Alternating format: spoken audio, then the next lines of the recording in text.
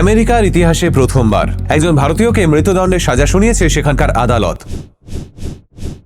কিন্তু কে সেই ভারতীয়, কি তার পরিচয়, নামটা খানিকটা বাদে বলছি। তবে সেই ভারতীয় আমেরিকায় চাকরি করা একজন সফটওয়্যার ইঞ্জিনিয়ার ছিল, যে বছরে প্রায় ৭৫ লক্ষ টাকা ইনকাম করত। কিন্তু সেই ইঞ্জিনিয়ারই একদিন খুন করে বসলো একজন ৬১ বছর বয়সী ভারতীয় বৃদ্ধা মহিলা এবং এক ১০ মাস বয়সী ভারতীয় বাচ্চা মেয়েকে। না, খুন হওয়া দুজনের সঙ্গে কোনো সম্পর্কই ছিল না ওই খুনি ইঞ্জিনিয়ারের। আর ঘটনাটা প্রেম, ভালোবাসা কিংবা পরকীয়ারও নয়। তাহলে কেন আচমকা দুজন অচেনা অজানা নিরপরাধ মানুষকে নৃশংসভাবে খুন করলো ওই ভারতীয় ইঞ্জিনিয়ার? আর কেনই বা আমেরিকার ইতিহাসে প্রথমবার ওই ভারতীয়কে মৃত্যুদণ্ডের সাজা শোনালো ওখানকার আদালত? নমস্কার, আমি সুজয় নীল। এতদিন অবধি আপনারা আমার চ্যানেলে বহু মার্ডার মিস্ট্রির গল্প দেখেছেন, কিন্তু আমেরিকার বুকে ঘটা এই নৃশংস হত্যাকাণ্ডের বিষয়ে রিসার্চ করতে গিয়ে আমি পরতে পরতে চমকে উঠেছি। বছরে $৮৫,০০০ উপার্জন করা এক সফটওয়্যার ইঞ্জিনিয়ার, যার ডেস্কে বিল গেটস আর স্টিভ জবসের ছবি ঝুলত, যে ছেলেটা জওহরলাল নেহেরু টেকনোলজিক্যাল ইনস্টিটিউটের স্কলারশিপ পাওয়া কৃতি ছাত্র ছিল, সে নাকি একদিন আচমকা একজন বৃদ্ধার গলার নলি কেটে এবং এক ১০ মাস বয়সী শিশুকন্যার শ্বাস রোধ করে তাদের হত্যা করে বসলো। কিন্তু এই পিছনে মোটিভটা কি, সেটা জানলে আমার মতো আপনারাও চমকে উঠবেন। তাহলে চলুন শুরু করা যাক আজকের ভিডিও, আর জেনে নেওয়া যাক আমেরিকায় মৃত্যুদণ্ডের সাজা পাওয়া একমাত্র ভারতীয় এবং তার অপরাধের বিষয়ে। রঘুনন্দন ইয়ান্দামুরি ২০০৯ সালের জুলাই মাসের এক রোদ ঝলমলে সকালে বোয়িং 777 ফ্লাইটে চেপে ফিলাডেলফিয়া আন্তর্জাতিক বিমানবন্দরে এসে নামে রঘুনন্দন। তার কাঁধে থাকা ব্যাগের মধ্যে তখন কয়েকটা জামা কাপড়, বেশ কিছু জাভা প্রোগ্রামিং এর বই, আর সেই বইগুলোর মধ্যে একটা বইয়ের পাতার ভাঁজে সযত্নে রাখা অন্ধ্রপ্রদেশের বাড়ির বারান্দা থেকে হাত নাড়তে থাকা মায়ের একটা ছবি। সেই প্রথম ভারতবর্ষের বাইরে কোথাও পা রাখা রঘুনন্দনের। ২৩ বছর বয়সী রঘুনন্দনের বাবা ছিলেন অন্ধ্রপ্রদেশের একজন পুলিশ কর্মী। রঘুর যখন মাত্র ১১ বছর বয়স, তখন জঙ্গিদের সঙ্গে মোকাবিলায় তিনি প্রাণ হারান। তারপর থেকে রঘুনন্দন নিজের মায়ের কাছেই মানুষ। রঘুর মা তাকে সবসময় বলতেন, ভালো করে পড়াশোনা কর, তাহলেই দেখবি গোটা পৃথিবীর সমস্ত দরজা তোর জন্য খুলে যাবে। কিন্তু সবসময় কি পড়াশোনাই যথেষ্ট জীবনে সাকসেসফুল হওয়ার জন্য? তার সঙ্গে আমাদের নিজেদেরও প্রস্তুত রাখতে হয় প্রতিটা পদক্ষেপে লড়াই করার জন্য। আর সেই লড়াইয়ের ময়দানে আমরা মাঝে মধ্যেই একটা প্রেশার ফিল করি, যখন আমাদের সকলের সামনে ইংরেজিতে কথা বলতে হয়। কারণ আমাদের ভয় লাগে যে ইংলিশ বলার সময় একটা ছোট্ট ভুল করলেও লোকজন আমাদের জাজ করবে। ইংলিশ আসলে খুব সহজ একটা ভাষা, যা শেখার জন্য আপনাদের প্রয়োজন সঠিক গাইডেন্স আর সাপোর্টের। আর সেটার অভাবেই আপনারা এতদিন ইংলিশ শিখতে গিয়ে বারংবার ফেল করেছেন। কিন্তু এবার এটা দেখুন, I could not able to go Kolkata, bus not goat. আপনার বলা সেন্টেন্সে মিস্টেকস আছে, এটিকে এভাবে কারেক্ট করে বলুন। I couldn't go to Kolkata because I did not get a bus. আপনি কি এটা বুঝতে পেরেছেন? দেখলেন আমি কি কি ভুল করেছিলাম এবং সেগুলো কিভাবে ঠিক করব তার একটা কি সুন্দর ক্লিয়ার এক্সপ্লেনেশন পেয়ে গেলাম, আর সেটাও আবার পুরো বাংলাতে। সুপারনোভা এআই অ্যাপে অন্যান্য কোর্সের মতন আপনাকে অনলাইনে এসে কারো শেখানোর জন্য অপেক্ষা করতে হয় না, কিংবা স্পোকেন ইংলিশ ক্লাসে ২০-৩০ জন ছাত্রছাত্রীর ভিড়ে অন্যদের সামনে ভুল ইংরেজি বলে ফেলার দ্বিধাবোধ করতে হয় না। তাই সুপারনোভার সঙ্গে আপনি ২৪ ঘন্টা ৭ দিন যখন ইচ্ছে যেখানে ইচ্ছে ইংলিশ প্র্যাকটিস করতে পারবেন, আর সঙ্গে সঙ্গেই ইনস্ট্যান্ট ফিডব্যাকও পেয়ে যাবেন। স্পোকেন ইংলিশ শেখার একমাত্র প্র্যাকটিক্যাল উপায় হলো রোজ কথা বলা। সেই জন্যই সুপারনোভা আপনাদের প্রতিশ্রুতি দিচ্ছে যে তাদের এআই আপনাদের সঙ্গে রোজ বাংলা ভাষাতে কথা বলবে, যাতে আপনার ইংলিশ শেখার প্রসেসটা সহজ, সরল এবং স্ট্রেস ফ্রি মনে হয়। এটা খুব সহজেই আপনাদেরকে প্রত্যেকটা কনসেপ্ট বুঝতে সাহায্য করবে। এই অ্যাপে আপনি হাজার হাজার স্পিকিং অ্যাক্টিভিটিস পাবেন। যদি আপনি রোজ মাত্র ১৫ মিনিট থেকে ৩০ মিনিট এই অ্যাক্টিভিটিগুলো করেন, তাহলে খুব তাড়াতাড়ি আপনি নিজের ইংরেজি বলার দক্ষতায় একটা ক্লিয়ার ইমপ্রুভমেন্ট দেখতে পাবেন। কিন্তু এখনো যদি আপনি মনে করেন আপনার পক্ষে ইংলিশ শেখা সম্ভব নয়, তাহলে সুপারনোভা এআই ট্রাই করুন। আর এর সব থেকে বেস্ট পার্টটা জানেন, ওরা এখন আপনাকে একটা স্পেশাল অফার দিচ্ছে। তাই যদি আপনি আপনার ইংলিশ ইমপ্রুভ করে কনফিডেন্ট হতে সিরিয়াস হন, তাহলে চটজলদি আমার ডেসক্রিপশনে দেওয়া লিঙ্ক থেকে এখনই সুপারনোভা এআই ডাউনলোড করুন। কৃষ্ণা নদীর পাশে বেড়ে ওঠা রঘুনন্দন মায়ের কথাকেই বেদ বাক্য হিসেবে মেনে নিয়েছিল। তাই ছোটবেলা থেকেই পড়াশোনায় মনোযোগী হয়ে ওঠেছে। হায়দ্রাবাদের একটা স্কুল থেকে দারুণ রেজাল্ট সহ উচ্চ মাধ্যমিক পাশ করার পর রঘুনন্দন একটা স্পেশাল স্কলারশিপ নিয়ে ভর্তি হয় জওহরলাল নেহেরু টেকনোলজিক্যাল ইনস্টিটিউটে ইলেকট্রিক্যাল ইঞ্জিনিয়ারিং নিয়ে পড়তে। ২০০৭ সালে সেই ইনস্টিটিউট থেকেও দারুণ রেজাল্ট নিয়ে পাশ করে রঘুনন্দন। পাশাপাশি সে এমবেডেড সিস্টেমস এর মতো বিষয় নিয়ে এমন একটা থিসিস জমা দেয়, যা সেই সময় গোটা বিশ্ববিদ্যালয়ে আলোচনার কেন্দ্রবিন্দু হয়ে ওঠে। কিন্তু কলেজ পাশ করার পর রঘুনন্দন বুঝতে পারে অন্ধ্রপ্রদেশের তৎকালীন চাকরির বাজার তার মায়ের লক্ষ্য পূরণ করতে পারবে না। ওই মাঝারি মাইনের চাকরি দিয়ে সে কখনোই জীবনের বড় স্বপ্নগুলো ছুঁয়ে দেখতে পারবে না। তখনই রঘুনন্দনকে হাতছানি দিতে শুরু করে আমেরিকা। ঝকঝকে অফিস, 6 ফিগার স্যালারি, আধুনিক পরিষেবা। সেই সময় আমেরিকা যেন রঘুনন্দনের মতো কৃতি ইঞ্জিনিয়ারদের জন্য স্বর্গরাজ্য। তাই H1B ভিসা পেতে রঘুনন্দন শুরু করে GRE এবং TOEFL এর মতো পরীক্ষার প্রস্তুতি। ড্রেক্সেল ইউনিভার্সিটিতে যোগদান করার সুযোগ আসে রঘুর কাছে, কিন্তু সেটা স্থগিত রেখে টেকনোভা সলিউশনস নামক কিং অফ প্রসিয়ার একটি কোম্পানির সঙ্গে চুক্তি স্বাক্ষর করে রঘু, কারণ তারা রঘুকে দ্রুত স্পন্সরশিপ দিচ্ছিল। এরপরেই H1B ভিসা নিয়ে রঘু পা রাখে ফিলাডেলফিয়ায়। ফিলাডেলফিয়া শহরের রুট 202 এর ধারে টেকনোভার একটা কাঁচে ঘেরা অফিস জয়েন করে রঘু। এরপর মার্ক অ্যান্ড ফাইজার প্রজেক্টে ডেটাবেস ডিবাগ করে SQL কোয়ারিজ এবং পাইথনের স্ক্রিপ্ট তৈরি করে ধীরে ধীরে টেকনোভা কোম্পানির একজন গুরুত্বপূর্ণ কর্মী হয়ে ওঠে রঘু। প্রথম বছরে মোট $70,000 মাইনে পেল সে। এরপর 2011 সালে সে হয়ে উঠল টেকনোভার সিনিয়র ডেভেলপার। ফলে রঘুর বেতন গিয়ে পৌঁছলো বার্ষিক $85,000। একে একে নিজের সমস্ত স্বপ্ন পূরণ করা শুরু করলো রঘু। 2010 সালে বিয়েও হয়ে গেছিল রঘুর। একটা ম্যাট্রিমনি সাইট মারফত বিজয়ওয়াড়ার মেয়ে অনুপমাকে বিয়ে করেছিল সে। আর বিয়ের পর প্রমোশন পেয়েই রঘু এবং তার স্ত্রী গিয়ে উঠেছিল মার্কিস অ্যাপার্টমেন্টে। সবকিছুই নিখুঁত গতিতে চলছিল রঘুর জীবনে। অফিস মিটিং, পারফরমেন্স রিভিউ, বাড়িতে টাকা পাঠানো, স্ত্রীর সঙ্গে নতুন সংসার। কিন্তু এই সাফল্যের আড়ালেই কোথাও যেন একটা অদৃশ্য অস্বস্তি কাজ করত রঘুর মধ্যে, যা সে এক মুহূর্ত যেন বুঝতে দেয়নি কাউকে। কিন্তু কি সেই অস্বস্তি, আর কেনই বা নিজের ব্যক্তিগত অস্বস্তির জন্য কেউ দুখানা খুন করবে? এটা জানার আগে আপনাদের চিনতে হবে ভেঙ্কট শিবা কোন্ডা ভেনা এবং তার পরিবারকে। ভেঙ্কট শিবা কোন্ডা ভেনা এবং চেঞ্চুলতা 15। রঘুনন্দন বিয়ের পর যে মার্কিস অ্যাপার্টমেন্টে গিয়ে উঠেছিল, সেই মার্কিসের 6th ফ্লোরে 35 নাম্বার সুটেই থাকতো ভেঙ্কট শিবা এবং চেঞ্চুলতা। আর তার সঙ্গেই থাকতো ওদের ছোট্ট মেয়ে সানভি এবং শিবার মা সত্যবতী। শিবা এবং লতা দুজনের বাড়ি অন্ধ্রপ্রদেশের গুন্টুরে। সেই হাই স্কুল থেকে আলাপ শিবা আর লতার। তারপর ধীরে ধীরে কোচিং ক্লাস মারফত একে অপরের প্রেমে পড়ে ওরা দুজনে। এরপর লতা MCA পড়তে ঢোকে আচার্য নাগার্জুনা কলেজে, আর শিবা পড়াশোনা শুরু করে সিভিল ইঞ্জিনিয়ারিং নিয়ে। দুজনেই সমবয়সী হওয়ায় প্রায় একই সময় কলেজ জীবন শেষ করে চাকরি খোঁজা শুরু করে ওরা। লতা চাকরি পেয়ে যায় মুম্বাইতে, আর শিবা চাকরি পায় হায়দ্রাবাদে। 2009 সালে বিয়ে হয় ওদের দুজনের। বিয়ের পর থেকেই দুজনের দুটো আলাদা শহরে থাকা ক্রমশ কষ্টকর হয়ে ওঠে ওদের পক্ষে। আর ঠিক তখনই ভারতবর্ষের IT বুম ওদের সামনে রাস্তা খুলে দেয় আমেরিকার। 2009 সাল থেকেই শিবা চেষ্টা করতে থাকে আমেরিকায় যাওয়ার। লতাও চাকরি খুঁজতে থাকে আমেরিকায়। অবশেষে 2010 সালে শিবার কাছে প্রথম সুযোগ আসে আমেরিকায় পা রাখার। এক্সটানের ইনফ্রাটেক নামের একটা কোম্পানি শিবাকে অফার করে H1B ভিসা নিয়ে আমেরিকায় আসার জন্য।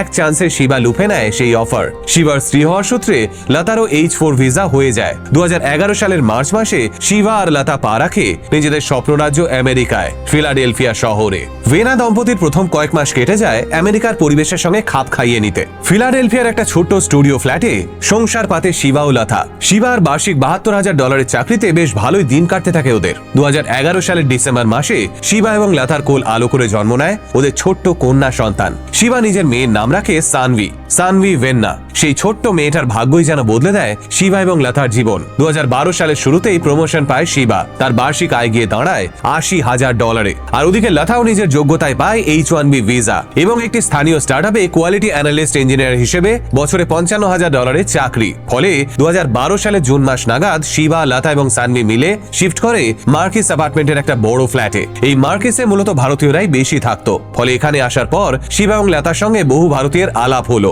যার মধ্যেই একজন ছিল রঘুনন্দন ইয়ান্দামুরি। তবে নতুন এই ফ্ল্যাটে শিফট করার পর শিবা আর লতা বুঝতে পারলো সংসার সামলে, বাচ্চা সামলে চাকরি করাটা ঠিক সম্ভব হচ্ছে না। তাই অগাস্ট মাস নাগাদ শিবা নিজের মা সত্যবতী দেবীকে অনুরোধ করলো তাদের সঙ্গে এসে থাকার জন্য। সত্যবতী দেবী তখন সদ্য অবসরপ্রাপ্ত একজন শিক্ষিকা। চাকরি জীবন শেষ হওয়ার পর তার যেন সময় কাটতে চাইছে না। তাই সেপ্টেম্বর মাসের শেষের দিকে ভিজিটার ভিসা নিয়ে সত্যবতী দেবী পৌঁছে গেলেন ছেলে, বৌমা এবং নাতনির কাছে। ব্যাস, তারপর আর কি, শুরু হলো ভেন্না পরিবারের এক নতুন জীবনযাত্রা। কিন্তু শিবা ও লতা তখন ঘুণাক্ষরেও টের পায়নি যে আগামী কিছুদিনের মধ্যেই তাদের জীবনে নেমে আসতে চলেছে এক ভয়ঙ্কর অন্ধকার। কি সেই অন্ধকার, আর কিভাবে একটা ব্যর্থ অপরাধের চক্রান্ত প্রাণ কেড়ে নিল দুজন জলজান্ত মানুষের, এবার সেটাই বলবো। 2012 সালের অক্টোবর মাসের 22 তারিখ বেলা 1টা নাগাদ শিবা নিজের মার্কিস অ্যাপার্টমেন্টের দরজা ঠেলে ঢুকতেই আতঙ্কে চিৎকার করে উঠল। সে ভেবেছিল হয়তো প্রতিদিনের মতোই তার মা তখন মেয়ে সানভিকে খাইয়ে দাইয়ে খেলা করাবে, কিন্তু না। সেদিন ফ্ল্যাটে ঢুকে শিবা দেখল কিচেনের সামনে মেঝেতে নিথর হয়ে শুয়ে আছেন সত্যবতী দেবী। রক্তে ভেসে যাচ্ছে গোটা মেঝে। আর সানভি কোথায়? না, গোটা ঘরে কোথাও এই একরত্তি শিশুটার কোনো চিহ্ন নেই। আতঙ্কে নিজের স্ত্রী লতার নাম ধরে জোরে জোরে চিৎকার করে উঠল শিবা, কিন্তু লতাও তো তখন অফিসে। সঙ্গে সঙ্গে আমেরিকান এজেন্সি নাম্বার 911-এ ফোন করলো শিবা। পুলিশকে জানালো ঠিক কি ঘটে গেছে তার বাড়িতে। কিন্তু ফোনটা রাখার সঙ্গে সঙ্গেই শিবার চোখ পড়লো মেঝের উপর পড়ে থাকা কয়েকটা কাগজের দিকে। সেগুলো কুড়িয়ে নিয়ে শিবা দেখলো তার প্রত্যেকটাতে একটাই কথা লেখা, শিবা, তোমার মেয়েকে কিডন্যাপ করা হয়েছে। তুমি যদি পুলিশকে এই বিষয়ে কিছু জানাও তাহলে তোমার মেয়েকে টুকরো টুকরো করে ফেলা হবে। আজ রাত 8টার মধ্যে লতা যেন $50,000 জোগাড় করে একমে স্টোরের বাহাফ্রেশে চলে আসে। চিঠিটা পড়ে হাত পা ঠান্ডা হয়ে যায় শিবার, কারণ ততক্ষণে সে তো 911-এ কল করে পুলিশকে ডেকে ফেলেছে। কিছুক্ষণের মধ্যেই পুলিশ পৌঁছে যায় মার্কেসে। ঘটনার 1 ঘন্টার মধ্যে অ্যাম্বার অ্যালার্ট জারি হয়ে যায়। 10 মাস বয়সী সানভি ভেনা মিসিং, পসিবলি অ্যাবডাক্টেড। এরপর টানা 4 দিন ধরে খোঁজ চলে সানভির। শহরের বিভিন্ন জায়গায় সানভির ছবি দেওয়া পোস্টারে ছয়লাভ হয়ে যায়। খবরের চ্যানেলগুলোতে সানভির ছবি দেখিয়ে খোঁজ চলে। লোকাল তেলুগু অ্যাসোসিয়েশন থেকে রিওয়ার্ডও ঘোষণা করা হয়। লোকেরা মোমবাতি হাতে রাস্তায় নামে সানভির নিখোঁজ হওয়ার প্রতিবাদে। জায়গায় জায়গায় সার্চ পার্টি গঠন করে খোঁজ চলে সানভির। আর এই সব কিছুর মধ্যে একজন উদ্বিগ্ন প্রতিবেশী তথা পারিবারিক বন্ধু হিসেবে শিবা ও লতার সঙ্গে সানভির খোঁজ করতে থাকে রঘুনন্দন নিয়ান্দামুরিও। কিন্তু ততক্ষণে ওদিকে পুলিশের খটকা লাগে ওই মুক্তিপণের চিঠি দেখে, কারণ সেখানে ভেঙ্কট শিবা কোন্ডা ভেনাকে শিবা এবং চেঞ্চুলতা 15 ভেনাকে লতা নামে অভিহিত করা হয়েছিল। এই নামে সাধারণত শিবা ও লতাকে তাদের পরিচিতরাই ডাকত। বাইরের কেউ এই অপহরণ করলে তারা শিবা ও লতার পুরো নামটাই লিখত। তাই পুলিশ শিবাকে ডেকে জিজ্ঞেস করে আশপাশের কারা কারা তাকে শিবা এবং তার স্ত্রীকে লতা বলে ডাকত। শিবা বেশ কিছু নাম পুলিশকে জানায়, যার মধ্যে একটা নাম ছিল রঘুনন্দনেরও। এরপরে শুরু হয় পুলিশের তদন্ত। সবার সমস্ত হিস্ট্রি চেক করতে গিয়ে পুলিশের চোখ আটকায় রঘুনন্দনের একটা বদভ্যাসের উপর, গ্যাম্বলিং, অর্থাৎ জুয়া খেলতো রঘুনন্দন। তবে এছাড়া রঘুর সমস্ত রেকর্ড একদম ক্লিন, কারো সঙ্গে কোনো ঝামেলা নেই, কোনোদিন কোনো অপরাধমূলক কাজেও নাম জড়ায়নি রঘুর। পুলিশ জানতে পারে কিছুদিন আগে জুয়া খেলতে গিয়ে রঘু প্রায় $15,000 খুইয়ে এসেছে। 25শে অক্টোবর 2012 সাল বিকেল 4টে নাগাদ রঘুর খোঁজে ভ্যালি ফোর্স ক্যাসিনোতে হানা দেয় নর্মাল পোশাকে থাকা 3 জন পুলিশ। রঘু তখন ওই ক্যাসিনোতেই ছিল। পুলিশ সেখানে গিয়ে রঘুকে খুব নরমভাবেই বলে, স্যার, আপনি কি একটু বাইরে আসতে পারবেন? সানভির নিখোঁজ হওয়ার কেসে আপনার সঙ্গে একটু কথা বলতে চাই। কয়েক সেকেন্ডের জন্য আতঙ্কে কেঁপে ওঠে রঘু, কিন্তু পরক্ষণেই সে নিজেকে সামলে নিয়ে বলে, অবশ্যই, একজন প্রতিবেশী হিসেবে এটা তো আমার কর্তব্য। এই বলে রঘু বাইরে বেরোতেই পুলিশ তাকে সোজা নিয়ে চলে যায় মন্টগোমেরি কাউন্টির পুলিশ স্টেশনে। রঘুকে বলা হয় ডিটেকটিভ ব্রাডবারি তার জন্য অপেক্ষা করছে সেখানে। ডিটেকটিভ ব্রাডবারির সঙ্গে খুব নর্মাল ভাবেই কথা বলতে শুরু করে রঘু। সে জানায় ঘটনার দিন সে অফিসে ছিল। খবর পাওয়ার পর সে ফিরে আসে মার্কিসে। এরপর ডিটেকটিভ ব্রাডবারি রঘুর ফোন এবং কার্ড সার্চ করার কথা বলে। রঘু সঙ্গে সঙ্গে সেটাতেও রাজি হয়ে যায়। এরপর রঘু যখন ডিটেকটিভ ব্রাডবারির হাতে কার্ডটা তুলে দিতে যাচ্ছিল, ঠিক তখনই রঘুর আঙুলে একটা কাটা দাগ লক্ষ্য করেন ব্রাডবারি। তিনি রঘুর কাছে জানতে চান কিভাবে কাটলো আপনার আঙুলটা। রঘু জানায় 21 তারিখ রাতে গাড়ি পরিষ্কার করতে গিয়ে রঘুর আঙুলটা কেটে যায়, কিন্তু তারপরেই ধীরে ধীরে খেলা ঘুরতে শুরু করে। যখন রঘুর অজান্তেই পুলিশ পৌঁছে যায় রঘুর বাড়িতে, আর সেখানে গিয়ে তারা জিজ্ঞাসাবাদ শুরু করে রঘুর গর্ভবতী স্ত্রীকে। কিন্তু পুলিশ স্টেশনে বলা রঘুর কথার সঙ্গে বাড়িতে বসে বলা রঘুর স্ত্রীর কথা মেলে না। রঘুর স্ত্রী অনুপমা পুলিশকে জানায় অন্যান্য দিন দুপুরে রঘু লাঞ্চ করার জন্য বাড়িতে এলেও 22 তারিখে দুপুরে সে বাড়ি আসেনি। আর ওই আঙুল কাটার বিষয়টাতেও অনুপমা পুলিশকে জানায় 22 তারিখ সকালে অফিসে বেরোনোর সময়ও এমন কোনো ক্ষত সে রঘুর আঙুলে দেখেনি। পুলিশ স্টেশনে থাকা ডিটেকটিভ ব্রাডবারির কাছে খবর পৌঁছে যায়। তিনি বুঝতে পারেন রঘু মিথ্যে কথা বলছে। তাই শুরু হয় আরো ঘোরতর জেরা। অবশেষে কয়েক ঘন্টা জেরার পর আর নিজের মানসিক কাঠিন্য বজায় রাখতে পারে না রঘুনন্দন। সে কান্নায় ভেঙে পড়ে আর পুলিশকে রিকোয়েস্ট করে বলে, প্লিজ আমার স্ত্রীকে কল করে বলুন আমি ঠিক আছি। ডিটেকটিভ ব্রাডবারি তখন রঘুকে খুব শান্তভাবে বলেন, তুমি ঠিক থাকলেও মিস্টার অ্যান্ড মিসেস ভেনানা কিন্তু ঠিক নেই রঘু। তুমি বলো বাচ্চাটাকে তুমি কোথায় রেখেছো? 4 দিন হলো বাচ্চাটা নিজের মায়ের থেকে দূরে রয়েছে। এটা শুনে খানিকক্ষণ চুপ করে থাকে রঘু। আর তারপর সে ডিটেকটিভ ব্রাডবারির কাছে একটা পেন আর একটা পেপার চেয়ে নেয় আর ঝরঝর করে লিখে ফেলে ঠিক কি হয়েছিল 22শে অক্টোবর সারা দিন। ভোর 4:20 ডিটেকটিভ ব্রাডবারির হাতে সেই স্বীকারোক্তি তুলে দেয় রঘু, যা পড়ে একটা শীতল স্রোত বয়ে যায় ডিটেকটিভ ব্রাডবারির মেরুদণ্ড বেয়ে। ঠিক কি লিখেছিল রঘু সেই স্বীকারোক্তি পত্রে, আর কেনই বা সে এমন ভয়ঙ্কর একটা পথ অবলম্বন করেছিল, এবার সেটাই জেনে নেব। রঘুনন্দনের লেখা সেই স্বীকারোক্তি পত্র থেকে ডিটেকটিভ ব্র্যাডবেরি জানতে পারেন ক্যাসিনোতে জুয়া খেলতে খেলতে দেনার দায়ে ডুবে গেছিল রঘুনন্দন। তাই একটা সময়ের পর তার প্রয়োজন হয়ে পড়ে টাকার, অনেক অনেক টাকার। 20 অক্টোবর তারিখে এক প্রতিবেশী ছেলের জন্মদিনের পার্টিতে রঘুনন্দনের প্রথম চোখ পড়ে ছোট্ট সানভির গলায় থাকা সোনার চেন এবং হাতে থাকা সোনার বালার দিকে। রঘুনন্দন জানতো লতা এবং শিবা দুজনেই চাকরি করে, ফলে ওই সোনার বালায় রঘুর মাথা ঘুরিয়ে দেয়। তাই সে প্ল্যান করে সানভিকে কিডন্যাপ করার এবং শিবা ও লতার থেকে মুক্তিপণ হিসেবে মোটা টাকা হাতিয়ে নেওয়ার। তাই সে 21 তারিখ নিজের অফিসের কম্পিউটার থেকে মুক্তিপণের চিঠির 10 কপি প্রিন্টও বের করে। 22 অক্টোবর সকালে অফিস থেকে লাঞ্চ করার জন্য একটু তাড়াতাড়ি বেরিয়ে পড়ে রঘু, আর তারপর পার্কিং লটে গিয়ে নিজের গাড়িতে থাকা কালো হুডি এবং কালো সানগ্লাস পরে নিয়ে একটা কিচেন নাইফ নিয়ে হানা দেয় মার্কিস অ্যাপার্টমেন্টে শিবাদের ফ্ল্যাটে। ফ্ল্যাটের ভিতর সত্যবতী দেবী তখন নিজের নাতনিকে খাওয়াতে ব্যস্ত ছিলেন। কলিং বেল বাজতেই সত্যবতী দরজা খুলতেই রঘু তাকে ধাক্কা মেরে ঘরের ভিতর ঢুকিয়ে নিজেও ঢুকে পড়ে শিবাদের ফ্ল্যাটে। রঘুর মুখ তখন হুডির মাস্কে ঢাকা। সত্যবতী দেবী প্রথমে রঘুকে মাস্কের জন্যই চিনতে পারেননি, কিন্তু রঘু যখন সানভিকে নিয়ে পালানোর চেষ্টা করে তখনই সত্যবতী দেবী ঝাঁপিয়ে পড়েন শিবার ওপর নাতনিকে বাঁচানোর জন্য। দুজনের মধ্যে প্রবল ধস্তাধস্তি হয়, আর ঠিক তখনই সত্যবতী দেবীর একটা হ্যাঁচকা টানে খুলে যায় রঘুর হুডির মাস্ক। রঘুকে দেখে চমকে ওঠেন সত্যবতী দেবী, কিন্তু ততক্ষণে নিজের সঙ্গে আনা কিচেন নাইফটা বের করে ফেলে রঘুনন্দন। এরপর রঘু নিজের স্বীকারোক্তি পত্রে লেখে সত্যবতী দেবী নাকি তার উপর আচমকা ঝাঁপিয়ে পড়েন। রঘু নিচে পড়ে যায় আর তার হাতে থাকা কিচেন নাইফটা ঢুকে যায় সত্যবতী দেবীর গলায়। কিন্তু সত্যবতী ভেনার পোস্টমর্টেম রিপোর্ট অন্য কথাই বলছিল। সেখানে বলা হয়েছিল সত্যবতী দেবীকে এত জোরে ছুরি দিয়ে আঘাত করা হয় যে তার গলা ভেদ করে ছুরিটা গিয়ে সোজা মেরুদণ্ড অবধি পৌঁছে গেছিল। সেটা আটকানোর জন্য সত্যবতী দেবী ছুরির ব্লেডটা ধরার অবধি চেষ্টা করেছিলেন, আর তাতেই তার আঙুল অবধি কেটে গেছিল। এবার একটা সময়ের পর প্রাণ শক্তি হারিয়ে ফেলেন সত্যবতী দেবী। এদিকে সানভি তখন রঘুনন্দনের কোলে চিৎকার করে কাঁদতে আরম্ভ করেছে, কারণ ছোট্ট বাচ্চারা ততক্ষণে এটা বুঝে গেছিল যা ঘটছে সেটা ঠিক হচ্ছে না। তাই সানভিকে চুপ করানোর জন্য রঘু নিজের পকেট থেকে রুমাল বের করে সেটা ওই 10 মাসের ছোট্টটার মুখে ঢুকিয়ে দেয়। আর তারপর যাতে সানভি সেই রুমালটা মুখ থেকে বের করতে না পারে তাই রঘু একটা বাথ টাওয়েল নিয়ে পেঁচিয়ে দেয় সানভির মুখ।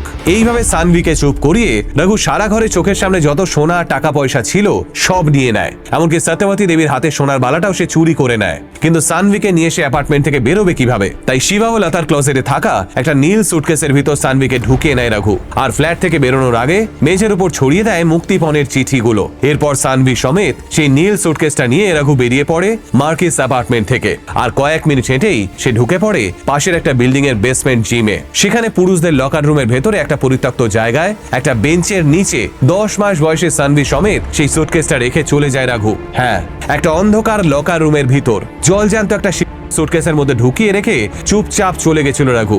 অফিসে ফেরার আগে খুনে ব্যবহৃত ওই ঝুড়ি এবং জামা কাপড়গুলো বেশ কিছুটা দূরে ডাম্পিং ব্যাগে করে একটা ডাস্টবিনে ফেলে দেয় রঘু। এরপর সে অফিসে ফেরে ঘন্টা দুয়েক অফিস করে। পুলিশের কাছে রঘু দাবি করে অফিস থেকে সোজা ওই জিমেই ফিরেছিল রঘু। সানভির জন্য সে এক বোতল দুধও এনেছিল, কিন্তু সুটকেস খোলার পর রঘু বুঝতে পারে সানভি কোনো সাড়া শব্দ দিচ্ছে না। তারপর রঘু নাকি সানভির চোখে মুখে জল দিয়ে ওর জ্ঞান ফেরানোর চেষ্টাও করেছিল, কিন্তু যে মারা যায় তার জ্ঞান ফেরানো কি সম্ভব? হ্যাঁ, ওই সুটকেসে বন্দি অবস্থাতেই দম বন্ধ হয়ে গেছিল ওই এক রত্তি টুটি। 2012 সালের 26 অক্টোবর ভোর 4:30 সময় উদ্ধার হয় 10 মাস বয়সী সানভি ভেনার নিথর ঠান্ডা দেহ। হ্যাঁ, ওই জিমের মেন লকার রুমের ভিতরে নীল সুটকেসের মধ্যে থেকেই। পরের দিন সকালবেলা পুলিশ যখন গোটা কমিউনিটির সামনে সানভির মৃত্যু উদ্ধার এবং রঘুনন্দন ইয়ান্দামুরির স্বীকারোক্তির কথা জানায়, গোটা কমিউনিটি চমকে যায়, কারণ কেউ ভাবতেও পারেনি রঘুনন্দন ইয়ান্দামুরির মতো একজন শিক্ষিত ইঞ্জিনিয়ার এইরকম নৃশংসভাবে দুজন মানুষকে খুন করতে পারে। এরপর আর কি, কোর্টের ট্রায়ালে কেটে যায় দুটো বছর। 2014 সালের সেপ্টেম্বর মাসে পেনসিলভানিয়ার আদালত রঘুকে মৃত্যুদণ্ডের সাজা দেয়। ভারতবর্ষে থাকা রঘুর মা এমনকি রঘুর স্ত্রী পর্যন্ত এই সাজাকে মাথা পেতে নেয়। কিন্তু ঠিক তখনই রঘুনন্দন ইয়ান্দামুরি একটা আশ্চর্য পন্থা অবলম্বন করে। সে তার পক্ষে থাকা উকিলকে এই কেস থেকে সরিয়ে দিয়ে আদালতের কাছে আবেদন জানায় নিজেই এই কেস লড়ার। হ্যাঁ, 28 বছর বয়সী রঘুনন্দন ইয়ান্দামুরি নিজেই নিজেকে ডিফেন্ড করার জন্য আদালতে আবেদন করে। বিচারক রঘুকে সতর্ক করে দেয় এমন সিদ্ধান্ত গ্রহণ করার আগে বারবার ভেবে দেখার জন্য, কিন্তু রঘু নাছোড় হয়ে বারবার একই কথাই বলতে থাকে। এরপর আরো এক মাস আদালতে টানা পোড়েন চলে। 2014 সালের অক্টোবর মাসে আদালত নিজেদের ফাইনাল ভার্ডিক্ট দিয়ে দেয়। বিচারক জানিয়ে দেন যেন শরীরে মারণ ইনজেকশন পুশ করে মৃত্যুদণ্ড দেওয়া হয় রঘুকে। আর ঠিক সেই মুহূর্তেই আধুনিক সভ্য সভ্যতার ইতিহাসে আমেরিকার বুকে মৃত্যুদণ্ডের সাজা পাওয়া একমাত্র ভারতীয় হয়ে ওঠে রঘুনন্দন ইয়ান্দামুরি। কিন্তু জানলে চমকে যাবেন, সাজা ঘোষণা হওয়ার প্রায় 11 বছর কেটে গেলেও এখনো রঘুকে সেই মারণ ইঞ্জেকশন দিয়ে মৃত্যুদণ্ডের সাজা দেওয়া হয়নি। কারাগারের অন্ধকারে রঘুর প্রত্যেকটা দিন কাটে মৃত্যু ভয়ে। এই বুঝি আজ ঘোষণা করা হলো তার মৃত্যুর দিন। তবে রঘুনন্দন ইয়ান্দামুরিকে যে মৃত্যুদণ্ড দেওয়া হবেই এটা 100% কনফার্মড, কারণ দেশটার নাম আমেরিকা। কাউকে পুরোপুরি মারার আগে 100 বার মৃত্যুর মুখোমুখি দাঁড় করায় ওরা। রঘুর সঙ্গে ওরা তাই করছে। 11 বছর ধরে তিলে তিলে সাইকোলজিক্যালি শেষ করে দিচ্ছে রঘুকে। এ যেন সানভিকে তিলে তিলে মারার কঠোর প্রতিশোধ। কিন্তু সানভির মা বাবা অর্থাৎ ভেঙ্কট শিবা কোন্ডাভেনা এবং চেঞ্চুলতা পুনরুভেনা এখন কোথায় আছেন, কেমন আছেন সেটা আমি অনেক চেষ্টা করেও জানতে পারিনি। তবে আশা রাখবো কন্যা শোক এবং মাতৃশোকের যন্ত্রণা কাটিয়ে ওরা একটু সামলে উঠতে পেরেছেন। আশা রাখবো ওরা আবার মা বাবা হয়েছেন, স্বাদ পেয়েছেন অভিভাবকত্বের। আমার আজকের এই ভিডিওটা শেষ করার আগে কটা কথা বলতে চাই। জীবনে বড় হওয়ার উচ্চাকাঙ্ক্ষা থাকা ভালো, অনেক টাকা উপার্জন করার স্বপ্ন থাকাও ভালো, কিন্তু সেই উচ্চাকাঙ্ক্ষা এবং স্বপ্ন যেন কখনো আপনাকে ভুল পথে চালিত না করে সে বিষয়ে সর্বদা খেয়াল রাখবেন। আবার দেখা হবে নতুন কোনো ভিডিওতে। সকলে ভালো থাকবেন, সুস্থ থাকবেন। নমস্কার।